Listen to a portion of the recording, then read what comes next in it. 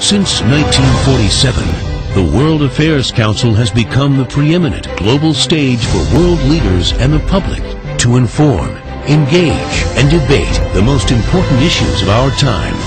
It's your world. Get to know it.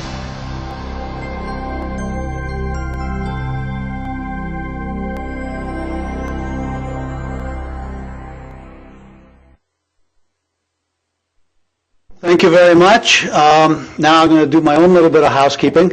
You introduced me as a journalist. I'm not really a journalist. I've proved this decisively by traveling through the Muslim world and discovering that I couldn't write anything on the spot like that.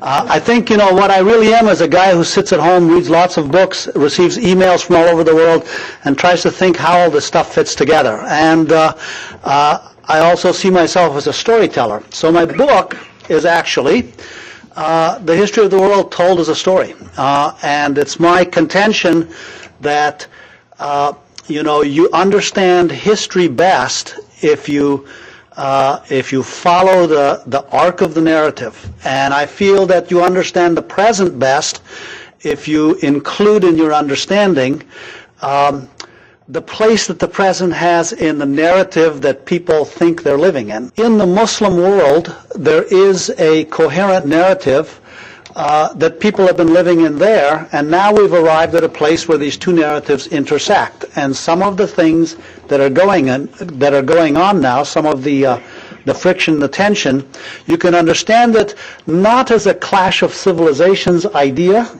I think my idea is something different, this idea of intersecting histories, and that idea is something like a crowd of people going this way, a crowd of people going this way, and when they happen to cross paths, there's a lot of jostling and knocking of shoulders, and we're in that part of the process now. The narrative of Muslim history will tell you that when Muslims expanded, they took over an area politically, and then the Muslims did their thing, and other religions were free to do their thing. And if they wanted to join the Muslims, why, they were free to do so. And what do you know? When the Muslims, gained political control of an area, over time, pretty much everyone in that area would end up converting to Islam.